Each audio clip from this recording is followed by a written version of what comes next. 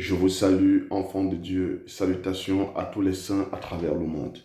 Je viens dans cette courte vidéo réagir suite à l'enseignement du prophète Jean-Willy Banzanjui. Je m'excuse pour la prononciation, je ne suis pas congolais. Mon précieux frère, merci de ne pas m'en tenir rigueur. Je voudrais réagir sur une de ces vidéos sur laquelle je suis tombé sur les réseaux sociaux. Cette vidéo parle de Caïn, les étapes de la vie de Caïn. Il y a de cela 2 ans déjà, j'avais réagi à une vidéo du prophète, le regretté prophète Meda Akiala, qui avait posé un enseignement sur Caïn, sur la révélation de qui était Caïn. Et je retombe sur une autre vidéo du prophète Jean-Willy, qui est dans la même lancée, peut-être qu'il l'a faite avant ou après. Je n'ai pas mis beaucoup d'attention dessus. Ce qui m'intéresse, c'est l'enseignement. Enfants de Dieu, nous disons ceci. Nous avons du respect pour les aînés. Nous avons du respect pour les pères. Mais par-dessus tout, nous devons avoir du respect, de la vénération, de l'adoration pour la parole de Dieu. Parce que la parole de Dieu, c'est Jésus-Christ. Donc, il n'y a aucun homme, aucune personne au-dessus des Écritures. J'ai suivi l'enseignement du prophète Jean-Willy qui, avec beaucoup d'aisance, démontrait que Caïn, en un seul mot, était notre frère. Je tiens à préciser ceci. Caïn n'est pas mon frère. Caïn n'a jamais été mon frère. Vous voyez ce que nous appelons la dérive du spirituel, la dérive de l'interprétation à tout prix. Bientôt, vous allez justifier Judas. Bientôt, vous allez justifier Balaam. Bientôt, vous allez justifier même le fils de la bénédiction. Même la bête, vous allez justifier. L'excès de la révélation. Toujours la révélation, l'interprétation. Oh Jésus-Christ! Évangile éternel. Le monde de l'évangile éternel est en train de partir à la dérive. Parce que vous n'êtes plus devenus des prédicateurs, vous n'êtes plus des prédicateurs. Vous êtes devenus des impressionnistes. Vous êtes devenus des impressionnistes. Parce que vous voulez qu'on dise de vous, lui, il a sorti une nouvelle révélation. Il a touché une nouvelle dimension. Il y a une foule de faux docteurs aujourd'hui qui sont emportés par ce vent diabolique et qui sont dans la révélation et le spirituel à outrance. D'où Caïn est ton frère. D'où Caïn serait notre frère. Je dis c'est diabolique. Le pire, c'est que personne n'ose se lever. Parce que dans le monde, dans la coutume, dans la culture des frères, dans le monde de l'évangile éternel, vous savez, il y a des hommes qui sont des hommes de caution. Ce n'est plus Jésus-Christ. Il y a des hommes qui sont devenus des hommes de caution. Donc, parce qu'un enseignement vient d'un certain homme, d'un prophète, d'un docteur, on doit se taire. Les hommes doivent se taire parce que c'est le prophète. Il y a le culte de la personne dans ce milieu-là. Je vous le dis, vous le savez. Vous dénoncez les branhamistes, vous dénoncez les bitouloukou, mais vous faites pire que ces gens-là. Même les branhamistes n'ont pas prêché ça. Déjà, ils ont osé dire que le serpent avait entretenu une relation sexuelle avec la femme qui pour nous est un scandale. Mais vous faites encore pire, parce que dire que Caïn est notre frère, vous n'êtes pas différent des branhamistes. Vous n'êtes pas différent, parce qu'il n'y a aucune écriture noir sur blanc qui laisserait même à penser que Caïn serait frère. Caïn serait un enfant de Dieu. Caïn serait quelqu'un qui sera sauvé. Parce que j'ai suivi le frère Jean-Willy. Il a expliqué, il a démontré. Mais nous disons, frère, ta démonstration là, elle est diabolique. Apprenons à dire les choses. C'est avec beaucoup de respect. Quiconque déclare Caïn comme étant un enfant de Dieu, comme étant un frère, comme étant Israël, est diabolique. C'est un enseignement qui vient tout droit de l'enfer. Parce que vous faites ces choses-là pour vous glorifier. Vous ne faites pas ça parce que vous voulez édifier le peuple, non. Vous faites ça parce que vous voulez étonner le peuple. Amen. Vous voulez étonner le peuple. C'est dans cet évangile que nous rencontrons toutes les hérésies possibles. Vous n'avez plus de limites. Vous n'avez plus de limites dans votre folie. Il n'y a plus de limites. Frère, on doit se taire. Nous ne combattons pas des hommes, mais on combat l'enseignement. C'est un enseignement diabolique. Frère, c'est diabolique. Comment Caïn serait notre frère? Parce que l'homme de Dieu, par respect, je continue à l'appeler comme ça. Et j'espère par la grâce de Dieu qu'il va se repentir. Parce que seul Dieu a la connaissance parfaite. L'homme de Dieu explique que Caïn a été chassé. Vous pouvez aller suivre son enseignement sur les étapes de la vie de Caïn. Il déclare que Caïn est un enfant de Dieu en gros. C'est ce que ça veut dire, ne tournons pas. Et je vais toucher les points très équivoques. Caïn a été chassé. Non seulement Caïn a été chassé, mais Dieu a mis une marque sur Caïn. Le prophète Jean lui dit que la marque que Dieu a mise sur Caïn, c'est la ville de refuge. C'est la marque de la ville de refuge. Donc Caïn serait dans la ville de refuge. Seigneur Jésus-Christ. Vous voyez l'évangile de la concordance qui amène beaucoup de gens aujourd'hui quand on parle de marque. Parce que Caïn a dit, si un homme me trouve, il me tuera. Dieu a mis la marque pour que le vengeur du sang ne tue pas Caïn. Alléluia. Oh Dieu. Et donc comme ça, Dieu aurait mis une marque sur Caïn. Caïn est sorti de la ville de refuge qui était la présence de Dieu, mais il avait la marque de la ville de refuge sur lui. En gros, il était dans la ville de refuge. Frère, parce que la ville de refuge, c'est une marque. Nous sommes dans la ville de refuge. Je dis pourquoi? Parce que nous avons la marque du Saint-Esprit. Donc Caïn aussi avait la marque du Saint-Esprit alors en fait. C'est ce que vous êtes en train de vouloir nous expliquer. Apprenez à nous respecter, apprenez à craindre Dieu. Parce que votre révélation là, vos interprétations là vous amènent bientôt à la folie. Vous amènent bientôt à la folie. Il faut qu'on vous le dise. Parce qu'à un moment, trop c'est trop. Trop c'est trop. Plus de limites. Quel est cet évangile-là? Trop c'est trop. Plus de limites. Comment est-ce possible? Vous êtes en train de contredire. Même les prophètes, même les apôtres, vous êtes en train de les contredire. Parce que vous êtes dans l'excès de la révélation. L'excès de la révélation du spirituel. Non. Caïn n'était pas dans la ville de refuge. Vous ne pouvez pas interpréter la ville de refuge quand ça vous arrange.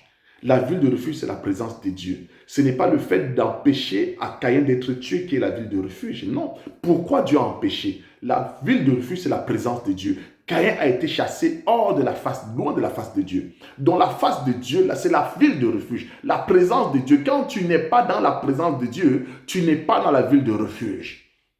Tu n'es pas dans la ville de refuge, bien-aimé. Mais quand nous lisons par exemple Jean 8 dit ceci, à partir du verset 40, vous avez pour père le diable, il a été meurtrier dès le commencement, il ne se tient point dans la vérité, car il n'y a point de vérité en lui. Qui a été meurtrier dès le commencement?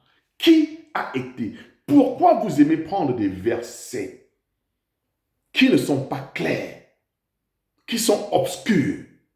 C'est là où vous allez tourner pour pouvoir déstabiliser les frères. Mais quand les versets sont clairs, vous ne les touchez pas. Qui a été meurtrier dès le commencement? Qui a été menteur dès le commencement? Avez-vous suivi la conversation de Caïn et Dieu? Qui a menti? Qui a tué? Qui est errant et vagabond? Quand Dieu pose la question à Satan, dans Job 1, d'où viens-tu? Je t'ai me balader. Qui est errant et vagabond sur la terre? Il faut déjà nous expliquer le vagabondage de Caïn. Il faut déjà nous expliquer ça. Regardez qui est Caïn. Caïn bâtit une ville loin de la face de l'Éternel. Caïn bâtit une ville loin de la face de l'Éternel. C'est dans la ville de Caïn que le meurtre a été une culture. C'est dans la ville de Caïn que la polygamie. Et nous savons ce que c'est qu'une ville. Amen. Nous savons ce que c'est qu'un édifice. Nous savons aussi que dans Genèse 11, il y a des gens aussi qui ont voulu bâtir une ville, une tour. Nous comprenons quel est l'esprit. Vous allez nous justifier, même aujourd'hui, vous parlez de Pharaon. Pharaon qui aima Jésus. qui aima Joseph. Mais c'est incroyable. Donc, parce que l'Écriture dit que Pharaon aima Joseph, mais aimer, c'est quoi? Mais Jésus aussi appelait Judas mon ami. Jésus a appelé aussi Abraham mon ami. Donc, Judas serait-il comparable aujourd'hui? Judas serait-il comparable aujourd'hui à Abraham? Parce que Dieu a dit mon ami. Il appelle Abraham mon ami, il appelle aussi Judas mon ami. Donc les deux sont pareils? Non.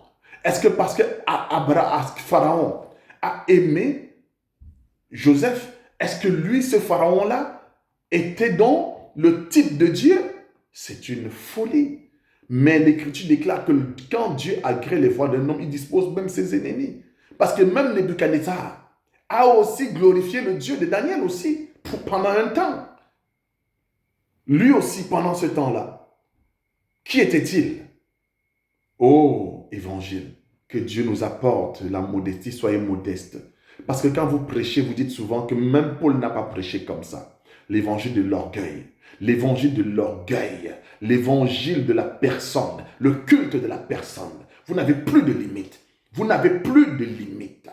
Caïn est fils du diable, selon l'enseignement. Ce n'est pas un fils biologique, mais c'est un fils du diable, parce qu'il a embrassé l'enseignement de Satan.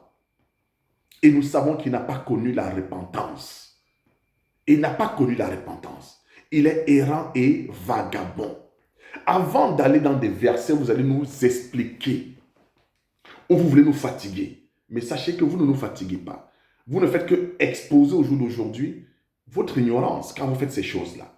Je vais lire une écriture. 1 Jean. Ici, nous sommes dans les épîtres. Ici, nous sommes déjà dans la nouvelle alliance. Ici, nous sommes dans le langage des apôtres qui est clair. Jean ici parle comme un prophète. Jean dit ceci, 1 Jean 3, verset 11. Car ce qui vous a été annoncé et que vous avez entendu dès le commencement, c'est que nous devons nous aimer les uns les autres, virgule, et ne pas ressembler à Caïn, qui était du malin et qui tua son frère. Pourquoi le tua-t-il? Parce que ses œuvres étaient mauvaises et que celles de son frère étaient justes. Abel était juste et Caïn n'était pas juste. Mais la Bible dit on les reconnaîtra par leurs œuvres. Les œuvres ici de Caïn démontrent à quel bord est-ce qu'il appartient. Mais ici, ce n'est pas dans l'ancienne alliance. Pourquoi vous voulez interpréter ça aussi? La Bible dit que Caïn était du malin par ses œuvres. Mais nous reconnaissons les enfants de Satan et les enfants de Dieu par les œuvres aujourd'hui. Les choses sont simples. Maintenant, prenons une écriture secondaire. Jude le frère de Jésus. Jude 1, verset 11.